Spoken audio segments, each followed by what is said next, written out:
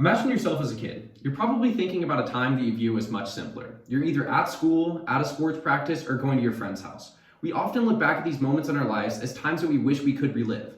We now are flooded with college applications and acceptances, homework, working, moving to different schools or states, managing relationships, and sometimes we're letting go of these relationships.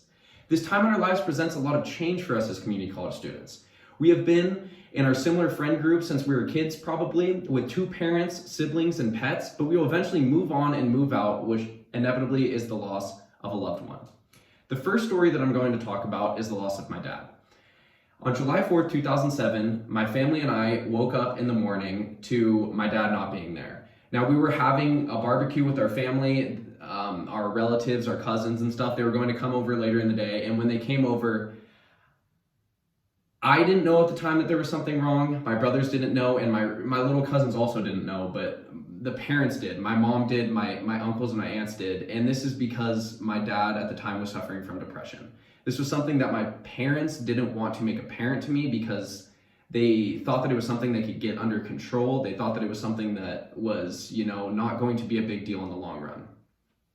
Now, after a few hours of searching for my dad, they ended up coming back saying that he was no longer alive. And I remember sitting there thinking, I don't know what to do. I don't know what emotion to feel. I don't know how to act. I remember looking at my aunt who was sitting there trying to make small talk with people. I remember seeing my uncle cry for the first time, something that I didn't even at the time know was possible. I just thought he was this amazing man that never showed emotion, and then I remember looking over at my brother, and my brother was sitting there with a blank stare in his face. And I asked him the question of, Chandler, I don't know what to do. I'm so sad. I don't know how to cope with this.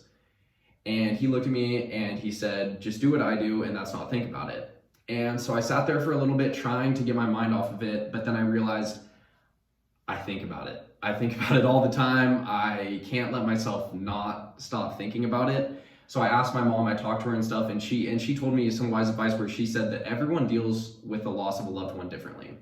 Now, it's really up to you to figure out how you should deal with it. My brother deals with it with not really thinking about it. I deal with it with talking about it. There's different ways, and it really opened up a way for me to connect with other people. Eventually, as I moved on and into high school, I had a very close friend of mine, and his dad ended up passing away, and I used this as an opportunity for me to be there for him, for me to help him understand and help him get that there's different ways that people deal with it. You don't have to suppress your emotions. You don't have to talk to people if you don't want to. As long as it's good for you, that is the way that you need to do it. And this also helped with the second loss in my life that I had, and that was with my best friend. Now, my best friend and I were best friends since 7th grade and up until 11th grade, and then that's when we ended up actually starting to date. And we had a very good relationship because we were very similar, our families were close, we had the same hobbies, everything in our lives were very similar at the time. But after we dated for 2.5 years and we were both freshmen in college, we started to kind of look at our relationship and realize that it's not what it used to be. The sort of hobbies, the sort of friends, the stuff that we like to do, it's starting to drift apart. You're going your way, I'm going my way.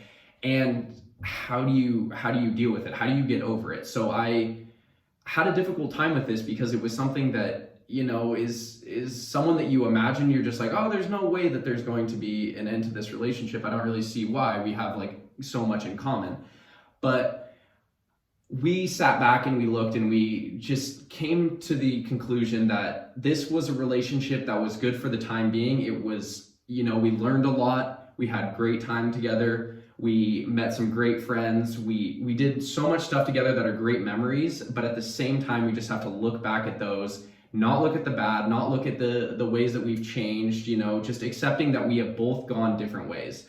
And I really, used the first instance in my life that I had lost someone to help me kind of bounce off of this other one, where it's something that you don't really see coming, but when it comes to the situation, you look at it and be like, okay, I know how to deal with this.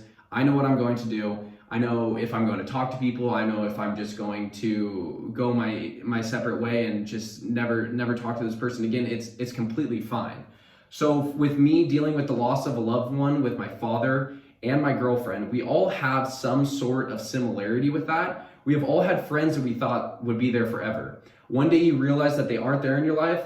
With all that going on, and we're now at Moore Park, and we have a sort of college atmosphere where we're all moving on to different things. Some of us might go straight into the workforce. Some of us might go to college. We're leaving behind parts of our lives as we continue to grow and achieve our goals. But with us being able to cape with what is normal, what is being lost in our life, and what is being gained, we're able to understand what is actually happening, what we should actually be dealing with, what emotions we should be feeling. And it's an ability for you to experience change and know how to handle the change.